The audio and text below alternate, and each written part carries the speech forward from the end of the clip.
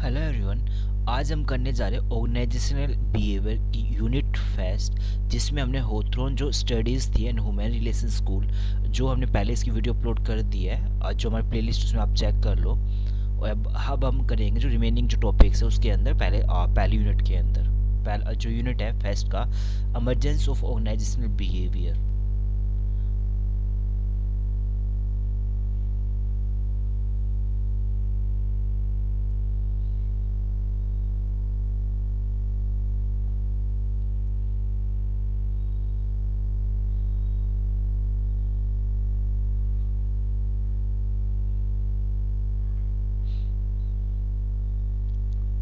The emergence of organizational behavior as a distinct field of study can be tracked back to the early 20th century. It developed as a response to the need for better understanding and managing human behavior. Like अच्छे से किसी चीज़ को समझना and human कैसे behave करता है इन organisation में, ऑर्गेनाइजेशनल सेटिंग्स के अंदर। Below is a brief overview of the historical evolution, कैसे का ऑर्गेनाइजेशनल बिहेवियर का कैसे इवोल्यूशन। फर्स्ट, अर्ली फाउंडेशन के अंदर scientific management, late 19th to 20th century early, initiated by Frederick Taylor, scientific management focused on.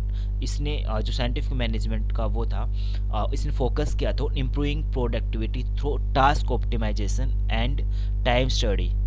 Focus was placed on efficiency, standardization and the best way to perform a task। कोई भी एक work है उसको काम करने का उसमें best way find out करना।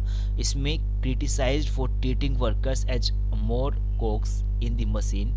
It lacked attention in human needs and motivation. इसके अंदर क्या हुआ, लाइक वर्कर से ज़्यादा काम निकलवाना है, एक वर्कर्स को मशीन की तरह ट्रीट करना है, लाइक उनको एक मोटिवेशन और नीड्स को इग्नोर किया, लाइक बहुत ज़्यादा लाइक अटेंशन दिया गया था। फिर इसके अंदर कुछ फिर बाद में इंडस्ट्रियल रिवोल्यूशन हुआ। The rise of large factory, like छोटी छोटी फैक्ट्रीज थी पहले, फिर बड़ी बड़ी फैक्ट्रीज राइज हुई एंड इंडस्ट्रियलाइजेशन आया, created challenge in managing a growing workforce. जो एम्प्लॉयज का वर्कफोर्स के एक बड़े बड़े इंडस्ट्री में ज़्यादा एम्प्लॉयज काम करेंगे, जो वर्कफोर्स ज़्यादा होगी। क्वेश्चन अराउंड वर्कर्स, जब उसमें फोकस किया गया वर्कर्स के मोटिवेशन पे, वर्कर्स जॉब सेटिस्फाई रहे and team dynamic begin to emerge। फिर इसके अंदर the human relation movement, Hawthorne study जो हमने पहले से स्टडी किया था, इसका जो लिंक है मैं आपके जो डिस्क्रिप्शन में अटैच कर दूंगा, आप वो चेक कर ले एक बार। होथ्रोन स्टडी के अंदर जो 4 एक्सपेरिमेंट किए गए थे बाय एल्टन मायो के द्वारा and colleagues at western electric Hawthorne works. These experiments revealed the importance of social and psychological factors in the work place के अंदर सोशली एंड साइकोलॉजिकल फैक्टर्स कितने इंपॉर्टेंट हैं। इसके अंदर हमने पाया the how employ productive increase, employees की productivity कैसे बढ़ाई जा सकती है when they felt observed and valued. The Hawthorne effect shifted focus from purely mechanistic views, recognise the role of human emotions, relationship and moral. फिर इसके अंदर Maslow hierarchy of needs 1940, Abraham Maslow introduce the concept of human motivation, जो motivation as a hierarchy of needs ranging from psychological to self actualization. इसमें 5 needs थी, जो एक like basic needs के बाद तो सेल्फ एक्चुअलाइजेशन, इंसान टॉप पे क्या कुछ लाइक अपने टॉप लेवल पे। Provided A framework for understanding employees motivation beyond monetary rewards के अलावा उसको क्या क्या चीज़ मोटिवेट कर सकते हैं। लेकिन इंसान को एक पैसा एक लेवल तक ही सेटिस्फाई करेगा, उसके ऊपर उसको जो पैसों को लेके एक सोशल स्टेटस सोसाइटी के अंदर रिकॉग्नाइज किया जाए, ठीक है, सोसाइटी से ऊपर उठ के वो कुछ कर रहा है, लेकिन एक सेल्फ एक्चुअलाइजेशन को सबसे टॉप पे वो है। लाइक एक सिंगर है तो एक सबसे टॉप लेवल पे है, जो लाइक दिलजीत है, एक सिंगर जो म्यूजिक इंडस्ट्री है उसके साथ टॉप के अंदर है, तो वो क्या करेगा कि एक सेल्फ एक्चुअलाइजेशन नीड्स के अंदर है, ठीक है, लाइक अपनी जो फील्ड के अंदर टॉप पे होना। मास्लो ने डायर की। फिर growth of behavioural science 1950 to 1960, interdisciplinary influence, psychological, sociology, anthropology and economics begin to contribute the understanding of human behavior in the organization। ये एक ह्यूमन बिहेवियर, ऑर्गेनाइजेशन जो ह्यूमन का जो बिहेवियर कैसे कंट्रीब्यूट करता है। फिर concept such as leadership, decision making, group dynamics and organization culture gain prominence. इसके अंदर फिर ऑर्गेनाइजेशन इंट्रोड्यूस और लीडरशिप, कैसे ऑर्गेनाइजेशन डिसीजंस लेना है, ग्रुप के अंदर क्या कुछ चेंजेस करना, एंड ऑर्गेनाइजेशन का जो कल्चर है क्या कुछ इससे इम्पैक्ट पड़ता है। डगलस ने एक थ्योरी इंट्रोड्यूस की, X theory X and theory Y, 1960 के अंदर। थ्योरी एक्स क्या कहती है, employees are lazy and need strict, उनको एम्प्लॉयज लेजी, उनको स्ट्रिक्ट सुपरविजन की ज़रूरत है। थ्योरी वाई कहती है कि employees are self motivated and thrive under trust and responsibility. System and contingency approach 1970 का इंट्रोड्यूस हुई। Organization begin to be viewed as an open system interacting with the environment. Organisation के अंदर देखा गया कि ओपन सिस्टम है, वो interact कर सकते हैं with the environment. The contingency approach argued that there is no single best way to manage, कोई एक सिंगल वे नहीं है मैनेज करने का। Effective management depends on the situational factors such as technology, size and environment. किसी चीज़ को manage करना है तो ये कुछ फैक्टर्स है जो सिचुएशनल पे डिपेंड करते हैं। फिर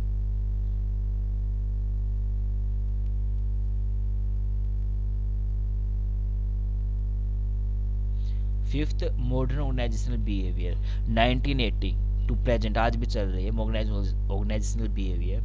focus on diversity and globalization, increasing the diversity and globalization brought attention to cross cultural difference. अगर मान लीजिए एम्प्लॉयज अलग अलग डाइवर्सिटी के होंगे तो इससे क्या होगा, जो एक एम्प्लॉय दूसरे से एम्प्लॉय से करेगा तो क्रॉस कल्चर, एक कल्चर दूसरे कल्चर से शेयर होगा, डिफरेंसेस होंगे। इंक्लूजन वर्क प्लेस पर क्या होगी, इक्विटी होगी।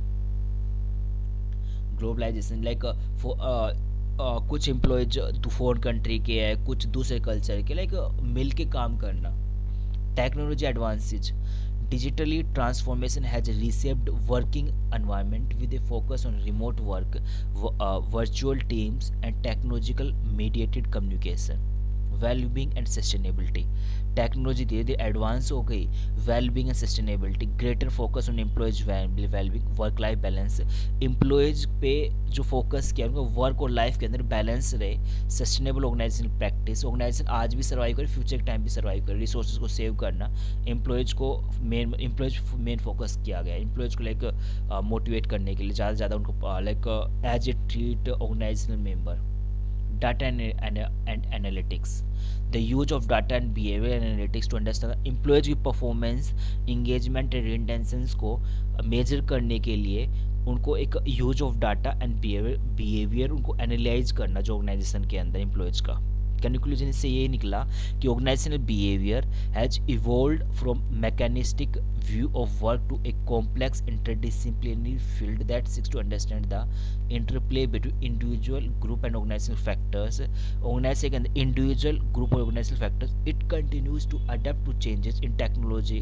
धीरे धीरे क्या है, वर्कर्स ने टेक्नोलॉजी अडेप्ट की, सोसाइटी में एक पहचान बनाई। ग्लोबली जो ट्रेंड ऑर्गेनाइजेशन अडोप्ट किया, remaining central to effective management and leadership in modern organisation. एक आज के टाइम जो मॉडर्न ऑर्गेनाइजेशन है उसके अंदर जो एम्प्लॉयज बिहेवियर, इफेक्टिव एक अच्छी मैनेजमेंट होनी चाहिए, एक अच्छी लीडरशिप स्किल्स ही एम्प्लॉय जो ऑर्गेनाइजेशन आउटपुट को बढ़ा सकती है।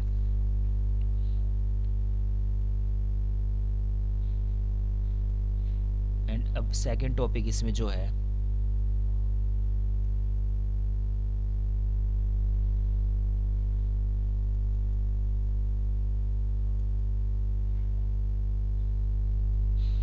challenges and opportunity in the organizational behavior। हम क्या कुछ ऑर्गेनाइजेशन के अंदर जो ऑर्गेनाइजेशनल बिहेवियर है उसके अंदर क्या कुछ हम चैलेंजेस, कुछ क्या कुछ अपॉर्चुनिटीज है। रिफ्लेक्ट द इवॉल्विंग डायनेमिक, जो changes of the modern workplace shaped by the technological advance, धीरे धीरे टेक्नोलॉजी एडवांसमेंट हो रही। ग्लोबलाइजेशन, ऑर्गेनाइजेशन क्या है, एक वर्ल्ड लेवल पे काम कर रहा है, वर्कफोर्स जो एम्प्लॉयज अलग अलग डाइवर्सिटी के है, एंड चेंजिंग एम्प्लॉयज, जो एम्प्लॉयज की एक्सपेक्टेशन धीरे धीरे चेंज हो रही है। Understanding and addressing these challenges while leveraging opportunities is critical for enhancing organizational effectiveness and employees well-being। Challenges in organisation behaviour, क्या कुछ चैलेंजेस हम फेस करते हैं। Globalisation, organisation operate in diverse culture, organisation क्या है, एक अलग अलग कल्चर में क्या करता है, सर्वाइव करता है, geographic settings requiring managers to navigate culture difference. एक मैनेजर को हमेशा क्या है, एक नेविगेट करना चाहिए, लाइक स्टडी करना चाहिए कल्चरल जो डिफरेंस है, कम्युनिकेशन जो बैरियर्स है, ग्लोबल टीम डायनेमिक्स, ठीक है। कम्युनिकेशन में लाइक बैरियर्स आएंगे और ग्लोबल टीम डायनेमिक्स डिफरेंस, इनको क्या करना है, रिमूव करना, चैलेंजेस लाइक ये कुछ प्रॉब्लम्स है, मैनेजिंग क्रॉस कल्चर टीम्स, जो एक कल्चर से दूसरे जो क्रॉस कल्चर टीम्स है demand sensitivity to varying values, work ethics and leadership styles. Workforce diversity, जो एम्प्लॉयज काम कर रहे हैं उनमें अलग अलग डाइवर्सिटी के, increasing diversity in terms of age, अलग अलग एज के लोग एम्प्लॉयज ऑर्गेनाइजेशन के अंदर नहीं मिलेंगे, जेंडर मेल फीमेल, अलग अलग ethnicity and background can lead to misunderstanding and conflict. अगर ज़्यादा ऑर्गेनाइजेशन एम्प्लॉयज काम करेंगे तो इससे क्या होगा, कन्फ्लिक्ट होगा, मैनेज इफेक्टिवली मैनेज नहीं कर पाएंगे, creating inclusive work place that value and leverage differences remain B critical challenge. जो वर्कफोर्स का एक मेन एक चैलेंज है उनको हैंडल करना। टेक्नोलॉजिकल एडवांसमेंट, अगर मान लो टेक्नोलॉजी बढ़ेगी, a automation, artificial intelligence and remote work has transform traditional workflow structure and timings, employees में फेस स्ट्रेस, एम्प्लॉयज टेक्नोलॉजी को अडेप्ट करने के लिए रेसिस्ट करेंगे, लाइक एक्सेप्ट नहीं करेंगे, उनको क्या करेगा, एम्प्लॉयज में फेस स्ट्रेस करेंगे from adapting to new technology, और जॉब को क्या होगी, लाइक उनको जॉब खोने का डर रहेगा। employees well-being, issues such as burnout, mental health challenge and work employees पे क्या होगा, एम्प्लॉयज डिमोटिवेट होंगे, है जो बहुत ज़्यादा इम्पोर्टेंट इम्पैक्ट करता है, कंसर्न है ऑर्गेनाइजेशन के अंदर, जैसे कि एम्प्लॉयज़ की जो हेल्थ अच्छी नहीं रहेगी, एम्प्लॉयज़ को वर्क और लाइफ के अंदर अगर ज़्यादा वर्किंग अगर टाइम रहेगा, लाइक वो इश्यू करेगा। Organisation must address these, organisation को हमें स्टडी करनी चाहिए जो इश्यूज है टू मेंटेन प्रोडक्टिविटी, ऑर्गेनाइजेशन जो प्रोडक्टिविटी अच्छी रहे एंड रिटेन टैलेंट, जो एम्प्लॉयज में टैलेंटेड, जो ऑर्गेनाइजेशन में टैलेंटेड एम्प्लॉयज काम करें उनका टैलेंट रिटेन रख सके। ethical challenges, ethical dilemmas such as handling employees' privacy, ensuring fairness and promoting sustainability pose challenge for managers in decision making. Like हम जो एम्प्लॉयज अच्छा काम कर उसको प्रमोट करना चाहिए, हम हर एक एम्प्लॉयज को इक्वली ट्रीट करना चाहिए, बायसनेस नहीं होनी चाहिए, अनबाइस्ड डिसीजन होने चाहिए। Resist to change, employees normally क्या है, ऑर्गेनाइजेशनल जो में चेंज आएंगे वो रेसिस्ट करेंगे, जो एक प्रॉब्लम है, सच एज रिस्ट्रक्चरिंग और adopting new technology due to fear of the unknown और perceived loss. Managing virtual teams, remote and hybrid work models present challenge in the communication, trust build करना and maintaining employees engagement, एक अच्छी productivity organisation में आए, इसलिए management एक employees को अच्छे से लाइक एक ट्रस्ट बिल्ड करना, मेंटेन एम्प्लॉयज में इंगेज करना डिसीजन मेकिंग के अंदर। अपॉर्चुनिटीज़ क्या होंगे ऑर्गेनाइजेशनल बिहेवियर के अंदर, leveraging diversity, diverse teams bring a variety of perspective, fostering creativity, innovations and better decision making. अगर मान एक टीम के अंदर काम कर रहे हैं, जिससे क्या होगी, हमें कुछ क्रिएटिविटी मिलेगी, कुछ नया मिलेगा, इनोवेशंस होंगी, बेटर डिसीजन मेकिंग, डिसीजंस अच्छे लिए जाएंगे। इंक्लूजिंग प्रैक्टिस कैन एनहेंस, अगर मान ले कुछ प्रैक्टिस जैसे कि एम्प्लॉयज सेटिस्फेक्शन बढ़ेगा, ऑर्गेनाइजेशन रेपुटेशन बढ़ेगी, टेक्नोलॉजी एनहेंसमेंट क्या करेगी, डिसीजन में आउटपुट ऑर्गेनाइजेशन का बढ़ाएगी, और एम्प्लॉयज़ क्या होगी, एक एम्प्लॉयज़ को ट्रेनिंग देना, एम्प्लॉयज ज़्यादा से ज़्यादा इंगेज करना, जिससे हम आउटपुट बढ़ेगा, उन पर ज़्यादा प्रॉफिट कमा पाएंगे, हम अर्न कर पाएंगे। Focus on employees development, employees की डेवलपमेंट पे फोकस करना, organisation can invest in training skill development, organisation के अंदर ट्रेनिंग पे इन्वेस्ट करना, स्किल्स एम्प्लॉयज की जो इम्प्रूव करना एंड करियर की जो एडवांसमेंट प्रोग्राम्स करना टू टैलेंट एंड बूस्ट, उनको जो सेटिंग मोटिवेशन है, मोरल जो उनको इंक्रीज हो, बूस्ट हो। Positive organisational behaviour principle can be applied to develop psychological capital and resilience in employees.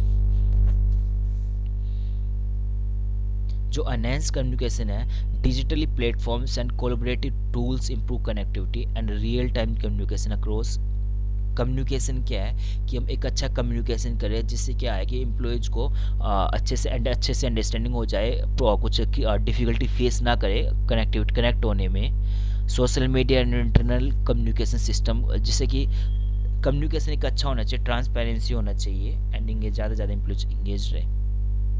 फिर फिफ्थ पॉइंट है sustainability and social responsibility. Focusing on sustainable practice and ethical leadership can attract talent and improve public perception. हम resources को आज के time में भी save करें, future के लिए भी सेव करें। यूज अलग एक रेशनल रिसोर्स को यूज करना। Organisation have an opportunity to make a positive society, और सोसाइटी के अंदर पॉजिटिव इम्पैक्ट पड़े by building trust with the stakeholders. Focus on wellbeing, promoting mental health initiative, जो मेंटल हेल्थ को promote करना। Flexible work policies and wellness programs and enhance employee satisfaction and productivity. Organizations that prioritize well-being can reduce absenteeism and improve retention.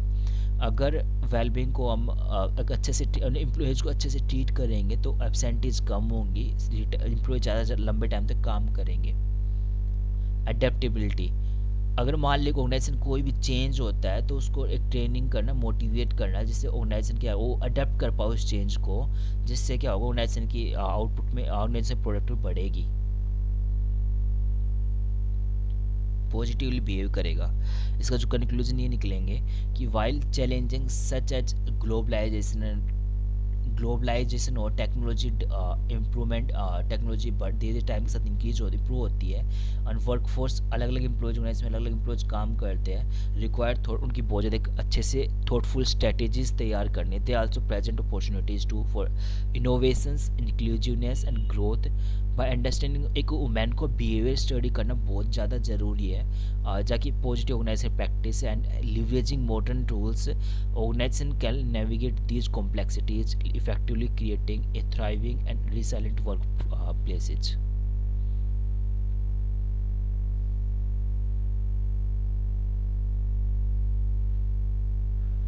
Positive organizational behavior. Positive organizational behavior is an emerging approach within the organizational behavior that focus the development and application of employee strength, psychological capacity and positive traits to enhance workplace performance and well-being. Positive psychology (POB) focus on cultivating traits such as hope, optimism, resilience and self-efficacy. Self-motivation, improve self-motivated रहे, collectively known as psychological capital. This approach highlights the importance of recognizing and leveraging the inherent potential of individuals rather than focusing solely on addressing weakness of the problems.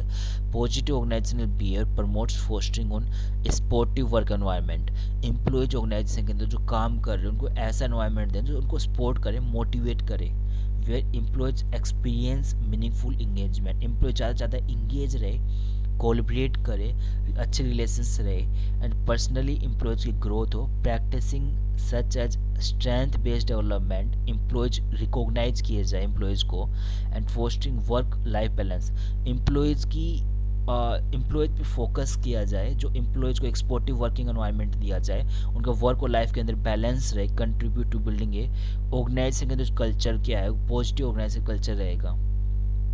The benefits of पे, अगर पॉजिटिव organisational बिहेवियर क्या करेगा, extend to both employees and organisations, ठीक है, organisation और employees leading to improve उनकी परफॉर्मेंस दोनों की बढ़ेगी, हाई एम्प्लॉयज ज़्यादा सेटिस्फाइड रहेंगे, स्ट्रॉन्गर टीम डायनेमिक्स, टीम क्या होगी ज़्यादा स्ट्रॉन्ग रहेगी, ग्रेटर अडेप्टर, जो चेंज आएगा ऑर्गेनाइजेशन के अंदर वो ज़्यादा से ज़्यादा अडेप्ट करेंगे एम्प्लॉयज एज वेल एज जो ऑर्गेनाइजेशन, क्योंकि ऑर्गेनाइजेशन ज़्यादा मोटिवेटेड है। It also plays a crucial role in promoting employees' well-being by reducing stress, uh, increasing motivation, and encouraging a sense of purpose. The through initiatives, कुछ नए initiatives के through like positive leadership, recognize करना programs and well-being initiatives, organizations create a thriving workplace where individuals and team excels. In summary, positive organizational behavior shift the focus from merely solving problems to building the own strength and potentials, fostering a culture of optimistic and resilience that drives sustainable success and employee satisfaction. इसके अंदर क्या होगा, positive organisation behaviour, organisation की एक जो environment है वो positive रहे, एम्प्लॉय ज़्यादा से ज़्यादा एम्प्लॉयज़ पे फोकस करना, एम्प्लॉयज़ को एक स्पोर्टिंग वर्किंग एनवायरनमेंट देना, जिससे क्या होगा, एम्प्लॉय सेटिस्फाई रहेंगे, ऑर्गेनाइजेशन के अंदर कोई भी चेंज आता हो ज़्यादा से ज़्यादा अडेप्ट करेंगे, क्योंकि एम्प्लॉयज भी मोटिवेटेड है और एक टीम वर्क की फीलिंग रहेगी, स्ट्रॉन्ग टीम रहेगी। इससे क्या है कि एम्प्लॉय मोटिवेटेड एम्प्लॉय ज़्यादा आउटपुट, ज़्यादा एक एम्प्लॉयज़ को डिसीजन मेकिंग में इंक्लूड करना एक पॉजिटिव वर्किंग एनवायरनमेंट के लाइक एनवायरनमेंट क्रिएट करे ऑर्गेनाइजेशन के अंदर। Management organisational behaviour, management and organisational behaviour are interconnected, एक दूसरे से दोनों कनेक्टेड है। Disciplines that focus on understanding, leading and optimising human behaviour, एक इंसान के बिहेवियर को with organisational settings, while management focus planning, organising, leading and controlling resources. To achieve organisation goals को अचीव करने के लिए मैनेजमेंट क्या करेगी, प्लानिंग करेगी, फिर उसको ऑर्गेनाइज करेगी, फिर लीड करेगी, लीडर चूज करना एंड कंट्रोलिंग करना रिसोर्सेज को, कि काम स्टैंडर्ड के अकॉर्डिंग चल रहा नहीं चल रहा। Focus on specially on the understanding how, like एक इसमें फोकस किया जाए कैसे कि इंडिविजुअल व्यक्ति, ग्रुप या structures influence behaviour in the work place. Together they provide a comprehensive framework for creating effective and efficient organisation, एक अच्छा और इफेक्टिव ऑर्गेनाइजेशन क्रिएट करना। Key concept of management, management and organisation भी को जो organisation भी होगी, जो कि मैनेजमेंट में क्या होगा, प्लानिंग, गोल सेट किए जाएंगे, हाउ उसको गोल्स कैसे अचीव करना। ऑर्गेनाइजिंग क्या होगा, allocating resources and assigning roles, roles assign करना, किसकी क्या ड्यूटी है, अलोकेट करना रिसोर्सेज को। लीडिंग क्या होगा, मोटिवेट करना and guiding individuals and teams को। कंट्रोलिंग, चेक करना काम स्टैंडर्ड्स के अकॉर्डिंग हो रहा नहीं हो रहा, नहीं हो रहा तो करेक्टिव एक्शंस लेना। Levels of analyse in organisational behaviour, organisational behaviour के अंदर individual level, group level, organisational level. Individual level के अंदर एग्जामिन किया जाएगा एक व्यक्ति की पर्सनैलिटी, व्यक्ति का परसेप्शन का, एक एम्प्लॉयज के ना एक ऑर्गेनाइजेशन के अंदर इंडिविजुअल व्यक्ति कितना मोटिवेटेड है, और डिसीजन मेकिंग में इंक्लूड करना। ग्रुप लेवल के अंदर focus on team dynamics, communication, conflict and leadership, ठीक है। ग्रुप लेवल के अंदर एम्प्लॉयज के बीच में कन्फ्लिक्ट ना हो, एक लीडर उनका कौन रहेगा, एक अच्छी लीडरशिप, कम्युनिकेशन, अच्छा कम्युनिकेशन रहे ताकि मिसकम्युनिकेशन ना हो। Focus on team dynamics. Organizational level पे explores the culture structure, organizational structure कौन सा हमें डिविजनल यूज करना, फंक्शनल करना है, कल्चर को स्टडी करना। Changes and overall organisation effectiveness, जो चेंज आता है ऑर्गेनाइजेशन के अंदर उसको अडेप्ट करना ऑर्गेनाइजेशन लेवल पे। Theories and models, scientific management, focus on efficiency and task optimization, human relations movement, focus on employee satisfaction and social dynamics, contingency theory, management practices and should be adapted to specific situational factor, system theory, organization are open system that interact with their environment, contemporary trends, focus on employee ज़्यादा से ज़्यादा engage रहे, diversity रहे, inclusion रहे, work place अच्छे से रहे, मतलब जो एम्प्लॉयज काम करे ज़्यादा मोटिवेटेड रहे, टेक्नोलॉजी एडवांस AI का यूज़ करना, रिमोट वर्क, जो मैनेजमेंट को जो बिहेवियर पॉजिटिव रहे, सस्टेनेबल एंड एथिकल लीडरशिप होनी चाहिए। इंटर रिलेशनशिप बिटवीन मैनेजमेंट और organisational behaviour, management provides the tools and strategies to achieve organisation क्या होता है, ऑर्गेनाइजेशन के कुछ गोल्स होते हैं वो अचीव करने के लिए मैनेजमेंट क्या करेगी, उनको स्ट्रेटेजीज देंगी, टूल्स देंगी, और इंसाइट इनटू ह्यूमन कैसे बिहेव करेगा that make those strategy effective. For example manager uses motivation theories from OB, organisation behaviour motivation theories को यूज करेगा to inspire employees, understanding team dynamics helps manager poster